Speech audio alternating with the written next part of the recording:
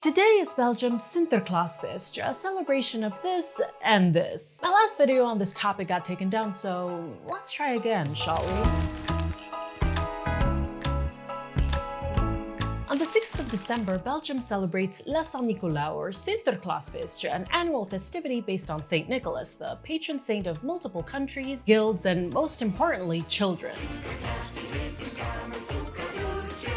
While not much is known about the historical St. Nicholas, what can be said for sure is that he was a man of charity. His generosity was so grand, in fact, that it began to be recounted from place to place and passed from generation to generation. Through time, his lore became that of an old kind man who'd reward good kids with presents, and that's what's celebrated on the 5th of December in the Netherlands and on the 6th in Belgium. Santa Claus is actually based on St. Nicholas, and I know it sounds good, sounds grand, sounds festive, but I know what you're thinking.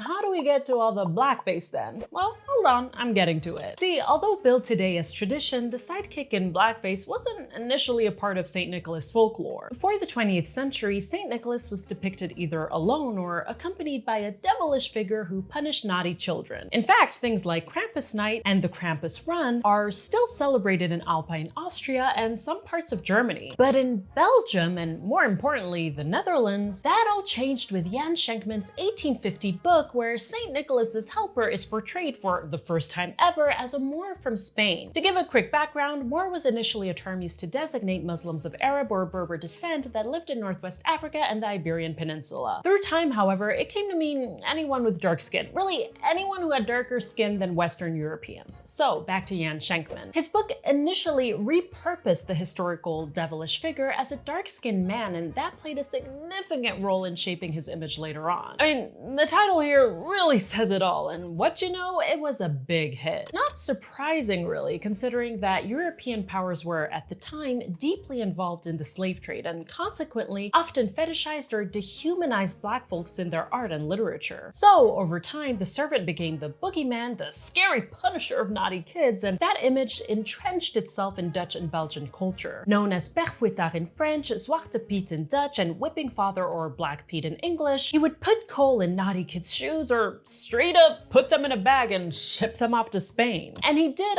all of this with the mannerisms and physical attributes reminiscent of blackface minstrelsy. Oh yes, we're talking big red lips, bulging eyes, curls, and broken language patterns. Not to mention that Black Pete was never shown to have any autonomy. Matter of fact, in books from around the 1920s, he's still described as a servant and portrayed as dumb and clumsy. But because blackface minstrelsy was a common form of entertainment at the time, and I've got a whole video on that if you want more info, white folks saw no issue in dressing up like Black Pete, and I mean really dressing up like Black Pete on St. Nicholas Day. But as the Low Countries became more and more diverse, various explanations for Black Pete's appearance began popping up, notably that he was black as a result of chimney soot. Yes, people started saying that Black Pete was a white man who became black from going down chimneys to deliver presents. Not only does that not make sense, but it never explained all of this. But despite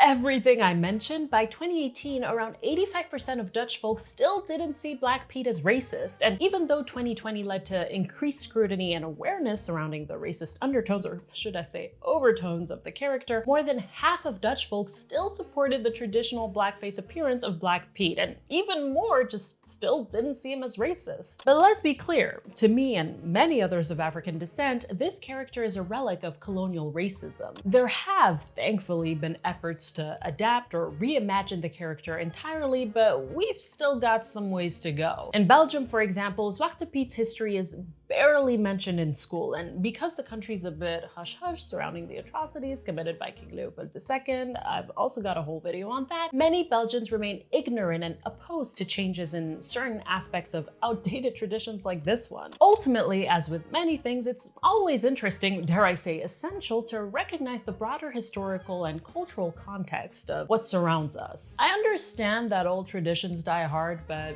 I think we can let go of this.